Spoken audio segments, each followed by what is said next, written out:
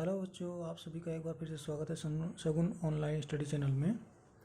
आज की इस वीडियो में हम पढ़ते हैं संस्कृत पीयूषम कक्षा 7 का पाठ 4 यानी चतुर्थ पाठ है अति लोभो न कर्तव्य। इस पाठ का भावार्थ हमने दूसरी वीडियो में पढ़ चुके हैं। वीडियो में पढ़ते हैं इस पाठ के प्रश्नोत्तर। तो प्रश्नोत्तर में है अभ्यास।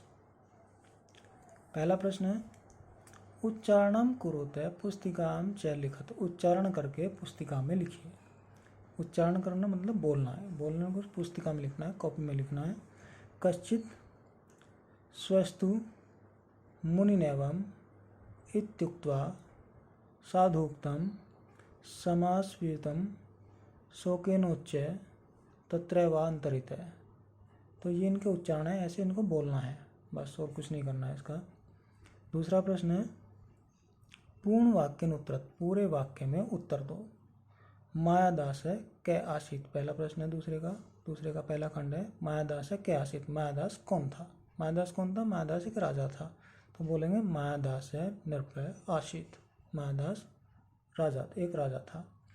तो इसको मैं लिखे हुए दिखा देता हूँ क्योंकि बोलकर फिर समझ नहीं पाओगे। ये दूसरा प्रश्न है इसका। तीसरा प्रश्न है संधि विच्छेद करने का। चौथा प्रश्न है संस्कृत भाषा में अनुवाद करने का। पांचवा प्रश्न है रिक्त स्थान भरने का। छठा प्रश्न इसमें है नहीं, इसमें कुछ नहीं करना। तो मैं इन सबको लिखे हुए दिखाता हूँ और उससे समझाता हूँ फिर। ये देखिए दूसरा प्रश्न जो है एक वाक्य में उत्तर, तो उसका एक वाक्य में उत्तर देना है। जो पहला प्रश्न मायादास कै आसित। मायादास कौन था? तो मायादास कौन था? नृपय आसित। मायादास नृपय आसित। इसका उत्तर है मायादास नृपय आसित। अगला प्रश्न है मायादास किम अयाचत। मायादास ने क्या मांगा? मायादास ने क्या मांगा था? एक वरदान मांगा था कि मेरे द्वारा स्पर्श किए हुए पदार्थ सोने के हो जाएं। तो इसका उत्तर होगा मायादास है अयाचन। मायादास ने मांगा, ये मांगा मायादास ने। मया स्पर्श माना पदार्थ सौवर्ण भवन्तु इति। यानी मेरे द्वारा स्पर्श किए हुए पदार्थ सोने के हो जाएं।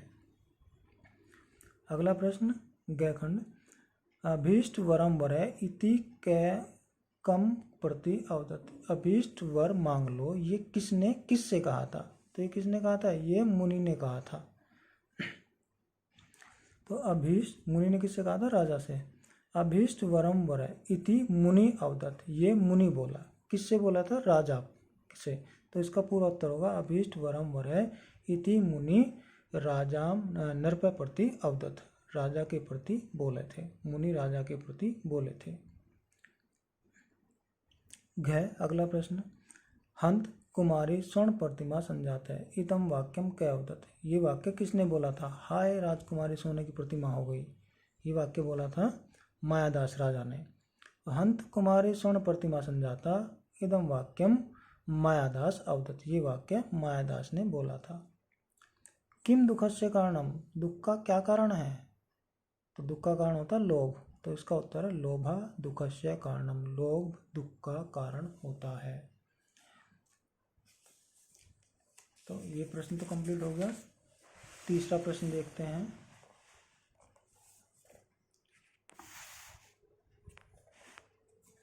तीसरा प्रश्न है उदाहरणानुसार संधि विच्छेदम कुरुते है। उदाहरण के अनुसार संधि विच्छेद करो। तो पहला ये उदाहरण दिया हुआ है किताब में, क्या है? साधु उक्तम में साधु प्लस उक्तम, इसकी संधि विच्छेद है।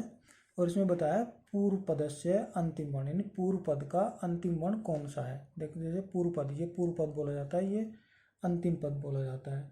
तो पूर्व पद का अंतिम वर्ण क्या है? साधु। धु है ना, तो ध पे छोटे ऊ की जो मात्रा छोटा ऊ, ये अंतिम वर्ण है इसका। तो इसका अंतिम वर्ण क्या है? ऊ, छोटा ऊ। अंतिम पद से पूर्ववर्ण, अंतिम पद जो है उसका पूर्ववर्ण क्या है? उसका पूर्ववर्ण ये है ऊ, छोटा ऊ। तो इसमें ऊ है।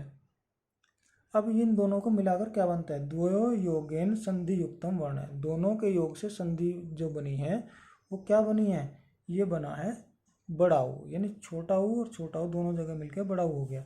यहाँ से छोटा ऊ, यहाँ से छोटा ऊ, ये दोनों मिले और बड़ा ऊ बनाया। तो बड़ा ऊ कहाँ है? देखो यहाँ साधु उक्तम, ये दोनों ने यहाँ बड़े ऊ की मात्रा बनाई है, यहाँ बड़ा ऊ बना दिया है। ऐसे यहाँ देखते हैं सुंदराणी मानी, तो इसका होगा सुंदराणी इमानी।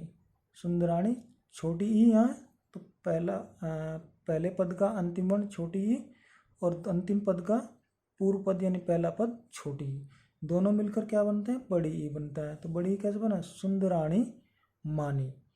सुंदराणी देखो ये बड़ी ई यहाँ बनती है। अगला है चा अवदत्त। चा अवदत्त का बनेगा च प्लस अवदत्त। तो यहाँ च में जो ए की उच्चारण, ए का जो उच्चारण हो रहा है ए, इसका अंतिम पद ए माना जाता है, इसका पूर्व पद ए, ये दोनों ए और ए मिलकर के आ हो गए, तो इसका हुआ चावदत्त, यानी च के साथ आ की मात्रा आ गई। फिर शोकेनो च, शोकेन प्लस उच्च, शोकेन प्लस उच्च, तो इसमें ए की मात्रा बाद में है, इसमें उ की मात्रा है, तो ए और उ, यहाँ से ए यहाँ से उ, दोनों मिलकर बने ओ, तो शोकेनो। ठीक है। अगला है सत्कारेण अतोष्यत। सत्कारेण अतोष्यत, यहाँ से ए आएगा, यहाँ से भी ए और ए दोनों मिलकर बना दिया आ, तो यहाँ सत्कारेण ये बन गया। ठीक है, ये संधि विच्छेद है, इसकी संधि ये है, ये संधि विच्छेद बोले जाते हैं। ये कौन कौन से वर्ण आए हैं, वो पहले पद में अंतिम वर्ण कौन सा है, अंतिम पद में पहला वर्ण कौन सा है, दोनों से मिलकर कौन सा वर्ण बना है। आगे चलते हैं। प्रश्न 4 है हमारा, संस्कृत भाषायाम अनुवादम कुरुत। संस्कृत भाषा में अनुवाद करो। पहला खंड है इसका, उसका नाम केशव था, तो इसका अनुवाद बनेगा तस्य नाम केशव आसीत। अगला है उसके पिता का नाम रामदास था, तस्य पितु नाम रामदास आसीत। अगला है उसकी माता का नाम माया देवी था, तो इसका अनुवाद बनेगा तस्य मातुः नाम माया देवी आसीत। अगला प्रश्न है खंड, एक बार वह बाजार गया। इसका संस्कृत अनुवाद बनेगा एकदा सः आपणम गतः। एकदा सः आपणम गतः। आखिरी खंड है इसका, वहाँ वह अपने मित्र से मिला, तत्र सः स्वमित्रेण सह अमिलियत। वहाँ वह अपने मित्र से मिला, तत्र सः स्वमित्रेण सह अमिलियत, वह वहाँ अपने मित्र से मिला। अगला प्रश्न इसी में बता देता हूँ, यहीं पर जो खाली स्थान भरने हैं वाक्यों से पूर्ण करके भरने हैं, कोष्ठकों से चुनकर जो वाक्य पूर्ण करने हैं हमें, तो यहाँ मुनि अवदत्त अभीष्ट वरम, यहाँ खाली है तो खाली जगह में आएगा वर है। सह भूपति वरम, यहाँ खाली है तो खाली जगह में आएगा आयाचत।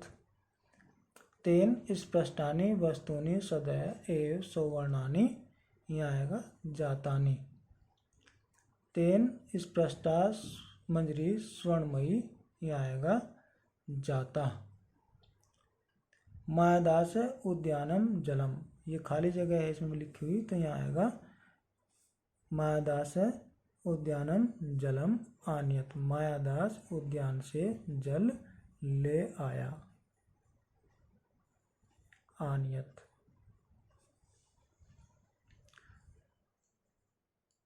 तो ये पाठ 4 कक्षा 7 संस्कृत पीयूषम के प्रश्न उत्तर पूरे हुए।